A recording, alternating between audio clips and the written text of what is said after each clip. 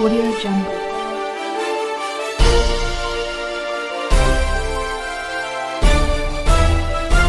Audio Jungle. बिस्मिल्लाहिर्रहमानिर्रहीम। Explore news के साथ मैं हूं आपका मेज़बान राना सैफुल्लाह सैफ़ी।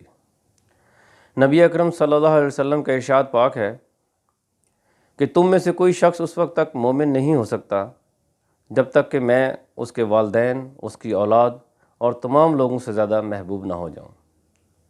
नाज़रीन, बहैसियत मुसलमान हमारा ये अक़ीदा है कि नबी अकरम सल्लल्लाहु अलैहि वसल्लम की ज़ात हमारे लिए सबसे ज़्यादा मुक़द्दम है। गुज़िश्ता रात मस्जिद नबवी के अंदर जो वाक़या हुआ, रोज़ा रसूल का तक़द्दुस है कि वहाँ पे इस किस्म के वाक़यात नहीं होने चाहिए।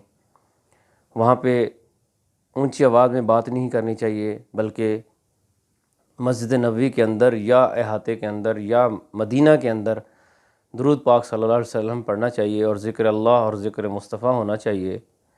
तो वहाँ पे जब इस किस्म की आवाज़ें लगाई गईं, जो यहाँ से हमारे इम्पोर्टेड गवर्नमेंट के कुछ ओहदेदार वहाँ पे उम्रा की अदायगी के लिए गए थे, उन पर लोगों ने चोर चोर की आवाज़ें लगाईं, जो कि काबिल मज़म्मत हैं। लेकिन नाज़रीन, आपसे मैं ये बात करना चाहता हूँ कि इस वाक़े के ऊपर जो पाकिस्तान के अंदर सियासत की जा रही है और इसको उस शख्स के बारे में के साथ जोड़ा जा रहा है कि उसने उनको उकसाया है कि वो इस किस्म की आवाज़ें लगाएं इनके आने पर, जिसने पूरी दुनिया के अंदर हुर्मत रसूल का मुकदमा लड़ा। OIC के अंदर, अरब लीग के अंदर, यहाँ तक कि यूनाइटेड नेशंस के अंदर ना सिर्फ मुसलमानों को बल्कि यहूद व नसारा को ललकारा, बहादुरी के साथ, जुर्रत के साथ, गैरत के साथ उनको बताया कि हम मुसलमान हैं, मुसलमानों का दहशतगर्दी से कोई ताल्लुक़ नहीं है।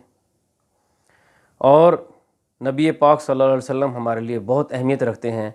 जब आप में से कोई भी शख्स नबी सल्लल्लाहु अलैहि वसल्लम की ज़ात के बारे में गुस्ताखी करता है, नौज़ बिल्लाह उनके खाके शाये करता है, तो हमारे दिल को तकलीफ़ पहुंचती है। तो इस शख्स के बारे में जिसने नबी सल्लल्लाहु अलैहि वसल्लम की हुर्मत का मुकदमा पूरी दुनिया में लड़ा हो, जो मदीना में जाता है तो जूते नहीं पहनता, तो उस शख्स के बारे में तअस्सुब में, बुग़्ज़ इमरान में ये कहना कि ये इमरान ख़ान का ही सारा प्री प्लान्ड है, ये ज़्यादती है और इसकी भी हमें मज़म्मत करनी चाहिए।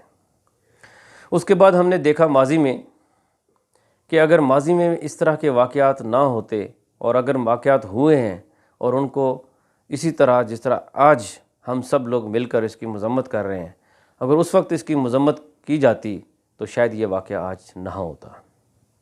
मसलन 2019 के अंदर कुछ लोगों ने वहाँ पे गो न्याज़ी गो के नारे लगाए।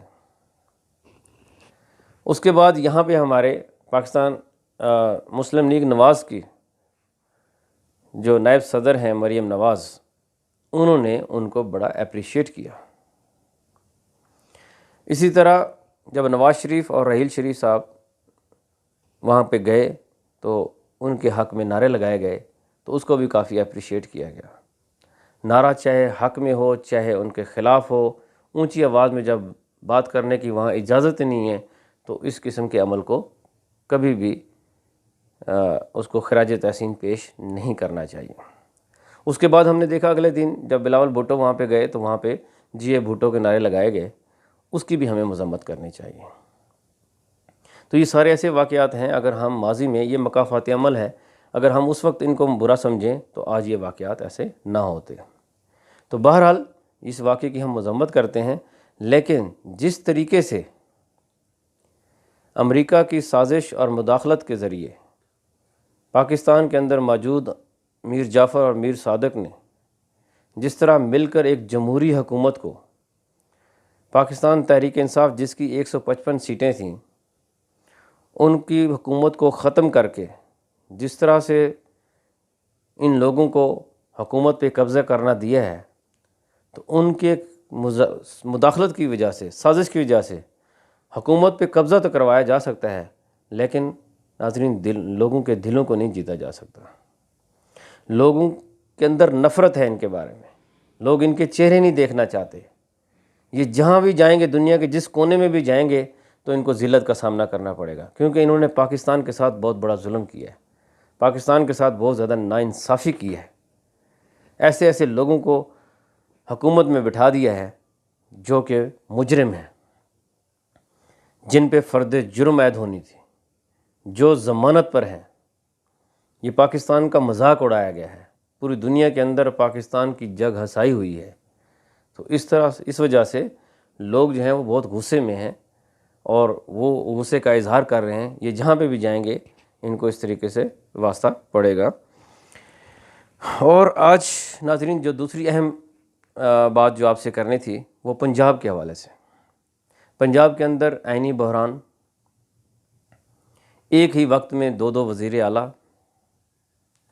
گورنر پنجاب، یہ آئین میں لکھا ہے کہ جب تک وزیر اعلیٰ یا کوئی پارلیمنٹ ممبر اپنے ہاتھ سے استعفیٰ نہ لکھے تو اس کو قبول نہیں کیا جاتا.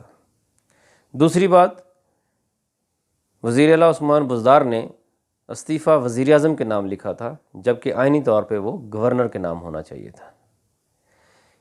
ان وجوہات کی بنا پر گورنر پنجاب عمر سرفراز چیمہ نے استعفے کو نامنظور کیا اور صوبائی کابینہ کو بحال کیا.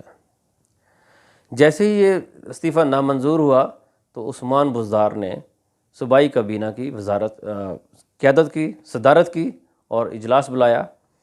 ایک طرف یہ ہو رہا تھا اور دوسری طرف گورنر پنجاب کے بار بار انکار کے باوجود، جو کہ عدالت کے دائرہ اختیار بھی نہیں ہے، اس کے باوجود انہوں نے قومی اسمبلی کے اسپیکر راجہ پرویز اشرف کو ڈائریکشن دی کہ آپ جائیں اور حمزہ شہباز سے حلف لیں. گورنر پنجاب نے چیف سیکرٹری آئی جی پنجاب کو آرڈر دیا کہ گورنر ہاؤس میں کسی کو داخل ہونے نہ دیا جائے، اور یہاں تک کہ انہوں نے رینجرز کو بھی طلب کیا، لیکن نہ تو ان کو رینجرز پرووائڈ کی گئی، نہ ہی آئی جی نے اور چیف سیکرٹری نے ان کے حکم ماننے سے انکار کر دیا. اور پھر وہ پولیس کی موجودگی میں آپ نے دیکھا کہ ساری دنیا وہاں پہ اکٹھی ہوئی اور حلف برداری ہوئی. یہ حلف برداری بالکل ایسے ہی ہوئی تھی جیسے انہوں نے ووٹنگ کروائی تھی، بالکل وہی سیم صورتحال تھی. گورنر پنجاب کے ہوتے ہوئے آرڈر کے باوجود ان کا حکم کو نہ ماننا اور مشینری کا، انتظامیہ کا، حمزہ شہباز اور شہباز شریف کے حکم پر چلنا، یہ ایک بہت بڑا آپ کہہ لیں سوالیہ نشان ہے. یہ آنے والے وقت میں ایک بہت بڑے آئینی بحران کو جنم دے سکتا ہے. اور ابھی یہ حکومت جو ہے یہ صرف 2 ووٹوں کی ہے. الیکشن کمیشن کے اندر منحرف اراکین کا کیس موجود ہے اور 1 ماہ کے اندر اندر اس کا فیصلہ ہونا ہے. اور اگر اس فیصلے کے اندر یہ منحرف اراکین جتنے بھی ہیں اگر ڈی سیٹ ہو جاتے ہیں تو یہ حکومت دوبارہ سے ختم ہو جائے گی. لاسٹ بات، یہ جتنی بھی ڈیولپمنٹ ہو رہی ہے اس کے اندر عمران خان صاحب نے فائنلی یہ فیصلہ کر لیا ہے کہ مئی کے آخری ہفتے میں پاکستانیوں کو، نہ صرف پاکستان تحریک انصاف بلکہ پورے پاکستان کے لوگوں سے اپیل کی ہے کہ وہ مئی کے آخری ہفتے میں اسلام آباد پہنچیں، حقیقی پاکستان کی آزادی اور خودداری کے لیے عمران خان کا ساتھ دیں. اس کے ساتھ ہی میں دعا گو ہوں کہ اللہ تعالیٰ پاکستان کا حامی و ناصر ہو. پاکستان زندہ.